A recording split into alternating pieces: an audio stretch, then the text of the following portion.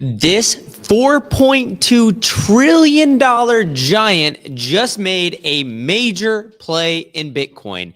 Yet another country is racing to beat the US to a strategic reserve.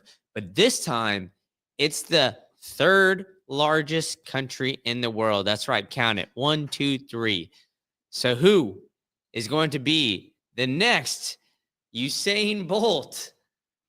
Where they're going to see them racing off to this Bitcoin strategic reserve, hitting that bolt.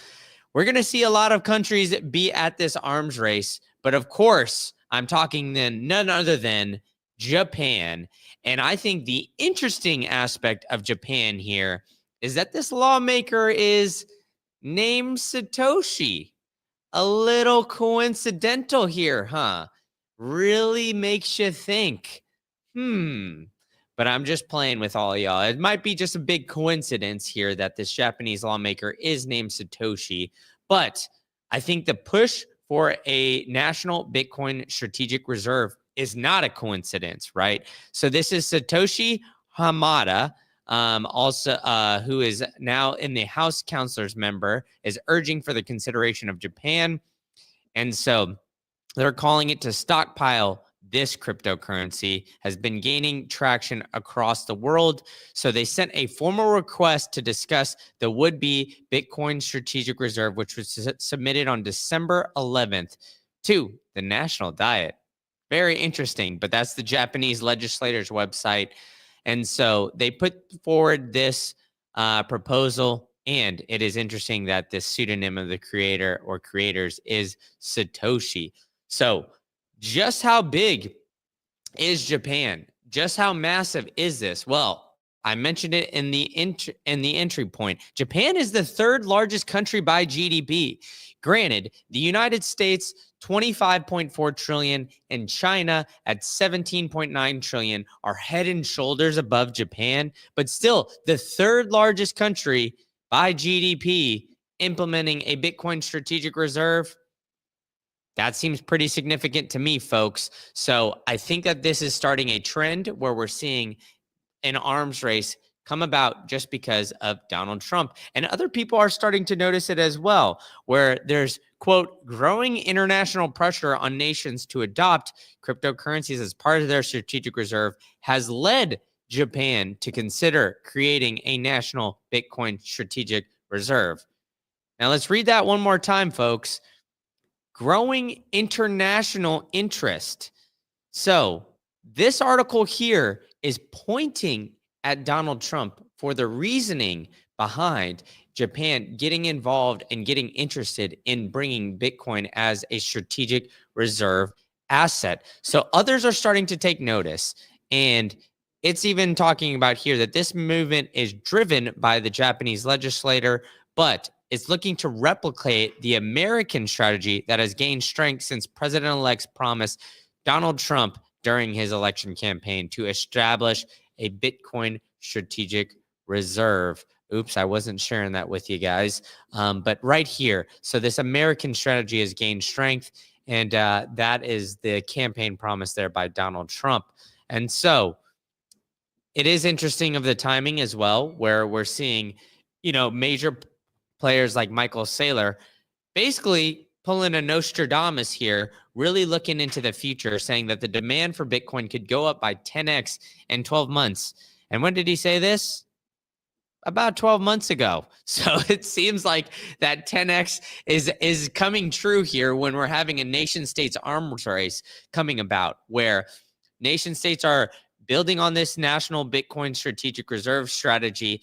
Even at the state level in the United States, we're looking at it. I mean, we've got plenty of countries now looking at this. So let me look at my good friend Jamie here at my buddy Jim from Cascader. Pull up that Jamie, where we're looking at several countries have expressed interest of a strategic Bitcoin reserve. So we've got at least US, Russia, El Salvador, Hungary, Iran, Tonga, Mexico. I've gone over Brazil and some others, and now Japan. So there's a handful of countries, to say the very least, to looking to implement a Bitcoin strategic reserve.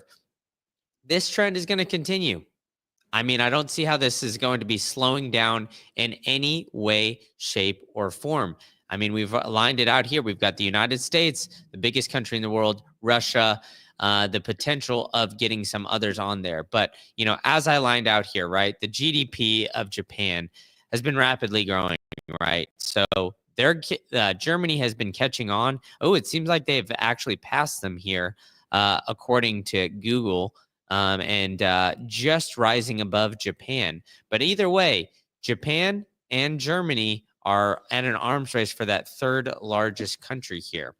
So this is what I'm going to see as what I'm going to start calling of the digital gold rush, where I think a lot of countries and a lot of people in general are going to be looking at this. And I think that term is going to be catching on here. Like, here's a great article from my friends over at OnRamp where they're talking about the brief history of the California gold rush, because this is now becoming the digital gold rush, right? Where, we saw a bunch of gold deposits in California began making their rounds. It was met by a lot of skepticism of the rare mineral, but California were the first to hear the discovery, and news broke, and it didn't believe it at first. It took, some people some time, and then all of a sudden they are starting to go there. Now, why is this called a digital gold rush? Well, I mean, the US Treasury released a report already. I went over that in a previous live stream about this quote unquote digital gold, right? They're categorizing Bitcoin at this time as digital gold. So I think this is something that's going to continue, folks, where we're going to continue to see more and more categorization of Bitcoin as digital gold. And that's going to create this arms race or this digital gold rush. But this is the case for digital gold here, where a chance to grasp on some life-changing wealth can be secured. So what is Bitcoin? Well, I think the biggest thing, Bitcoin being digital gold, is the value it derives from its scarcity. You've likely heard of the hard copy supply of the 21 million and the Bitcoin mine to be issued. So at the time of this writing, there was only 19.4 million Bitcoin had been mined. And so, the Bitcoin supply is inherently fixed, whereas the gold supply has just been rapidly increasing. So the thought of scarcity for gold is actually kind of an interesting case. I mean, we just recently saw El Salvador find $3 trillion worth of unmined gold, allegedly. So, or $3 billion, excuse me. So, I mean, the differences between digital gold and physical gold is the actual value of the scarcity, where we're seeing scarcity play out here in Bitcoin. And it's verifiable. We don't think it's verifiable, or it is not verifiable when it comes to gold, because of, we got the Winklevoss twins telling us that they'll mine gold from the asteroids and all this craziness that has come out. Well, we can verify on the Bitcoin blockchain that there's only going to be 21 million. 21 million is a fixed supply, so on and so forth. And so from there, over the last 2 centuries, gold supply has increased by 20x, just like I kind of stated there earlier. And Bitcoin stands in stark contrast to the steadily increasing supply of gold. Bitcoin not only exhibits absolute scarcity, but also increasing scarcity. If you want an excellent primer on an increasing scarcity, I recommend this piece by Jesse Myers. We're not going to get into that, but you kind of see here the price action and the log axis and the conceptual log axis. So you see all these cycles kind of going through these waves here. And we're starting to see this run up here again. Now, this article was written well before the run up that we're seeing now. So it is interesting. And it was probably potentially a little bit of foreshadowing here, where the case for digital gold is actually starting to play out. And I think that digital gold rush is starting to come to fruition here. And, we're seeing it in all of these countries that are looking at getting and building Bitcoin strategic reserves. I mean, look at right here, right? Japan, third largest country. I went through a handful of other countries previously, but the lawmaker has called on the government to consider it. It happened December 11th. And, he posed a pivotal question. Should Japan also introduce a system to convert part of its foreign exchange reserves into crypto assets such as Bitcoin? So I think that this is going to continue. More and more people are going to question this decision and, kind of look at where this could line up. But this is not the first time Japan has been bullish on Bitcoin. Look at this right here. Their pension fund considered $1 trillion worth of pension fund considered Bitcoin for its strategic reserve. And would you look at that? Look at this date here, March 19th, 2024. So it was pre-Donald Trump, right? Donald Trump making a case for a Bitcoin strategic reserve at the United States definitely plays a role in Japan doing that. But we did not see Trump or any other politician really push for pensions previously. A lot of other pensions across the globe have done that. But just how massive is the Japanese pension fund? Well, you could see right here. Look at this big giant circle here. We've got Norway at number 2, but the number 1 largest pension fund is Japan. So, with all that being said, we could have the number 1 largest pension fund that there is in any country of value putting Bitcoin as a strategic reserve instead of cash holdings or something else. We could have the third largest country by GDP proposing a Bitcoin strategic reserve. I mean, how can you not be bullish on this point? We've got the United States doing the same thing, but not to the extent of having all these pension funds. We've had various states put Bitcoin on their balance sheet for pension funds, but nothing compares to the massive, massive amount of money that Japan has for its pension fund. We even have the Federal Retirement Trust, some of these other ones here, but the US has a bunch of different pension funds where it's a lot different than other funds here where we have here's this blue all on here on the side where the US has a bunch of different smaller ones. So some of these smaller ones have put Bitcoin on the balance sheet, but none even close to this massive, massive pension fund that we have here from Japan. So let's rehash this here. We've got the third biggest country by GDP behind the US and China, now looking at putting Bitcoin as a strategic reserve asset. And then we've got the largest pension fund considering putting Bitcoin on as a strategic reserve. And on top of that, we have the United States also looking for a strategic reserve, potentially Russia. Now let's scroll down a bit. Russia's number 8. We've gotten potential of Canada. We've had talks of Brazil. We've had talks of Mexico. We've had talks of plenty of the other top big dogs here of the potential to build a Bitcoin strategic reserve here. So a lot of people are going to be looking to escape that fiat system and just how it's pumping. But on top of all this, I mean, we've got Bitcoin hemming and hawing along here at 106. It was at 107 earlier today. Did it crack 108? Oh, yep, it cracked 108 today as well. So, I mean, we're reaching new all-time highs, it seems like, every single day. The price is pumping.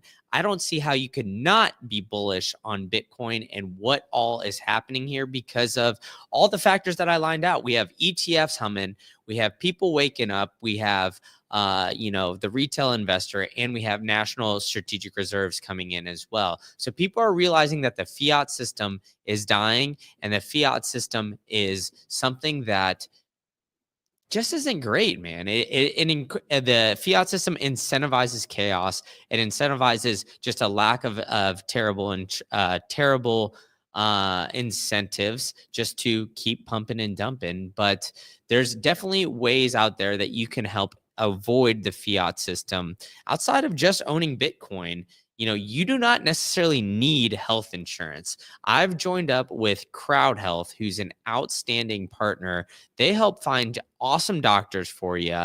They help you negotiate and get down all your bills and help fund those bills through a peer-to-peer platform for less than you would pay normally. You don't have the headache of negotiating with insurance companies, negotiating with doctors, worrying about if they're going to pay your deductible or not. Now, you could do all this. You could sign up here and join me, enter your email address, and you could join me in the team of great professionals where you can join for $99 for the first 3 months. Now, it's normally $150, so I'm saving you $50 a month for 3 months. You could join and escape part of that fiat system by using promo code Green Candle. And then you can truly, truly just embrace the power of Bitcoin, which I think is absolutely underestimated. And part of that is holding it in cold storage. I had a buddy the other day hit me up about like, how can I get my Bitcoin off an exchange and really, really do that? Now there's plenty of cold storage wallets, but the number one thing that all of these wallets need is for you to be able to hold your own private keys. Now, why would you do that on a piece of paper? It could rip. You could spill some of your soda on it. You could spill your coffee on it. You don't want to upload it to the cloud where somebody could steal it. You want it on a piece of titanium metal that you cannot break, and that will be a thing that you will be able to keep forever. Now, you can do that. You can use promo code Green Candle to get 15% off your entire order by going to stampseed.com and just do all that. So I would highly, highly recommend you get your Bitcoin off an exchange, you use the Stampseed punch plate, and you use the best way possible to store your seed phrase, which I believe is Stampseed, or I wouldn't have partnered with them. So let's review it here, folks. The massive amounts of countries that we're seeing come in. We're seeing countries come in and nation states arm race. Who's going to hit the Usain Bolt and just bolt away quicker than anybody here before the US can really get their hands on all this Bitcoin? I guess time will tell, but I think that there's no better time than today to get into Bitcoin because of everything that we're lining out here. We're seeing nation states just absolutely hum along, trying to get in that strategic reserve as quickly as possible. ETFs launching, and then now companies trying to put Bitcoin on their balance sheet as well. So there's a ton of factors here of the benefits, there's a ton of factors here that can make, as Michael Saylor said, the demand for Bitcoin go up 10x. So I think that is coming along here soon. So thank you all for joining me here. What up to Knox Bill? Thanks for joining, man. Hit that like button, hit the subscribe button. Follow your boy at Green Candle IT wherever you're on social media. And I will catch you guys all at the next one.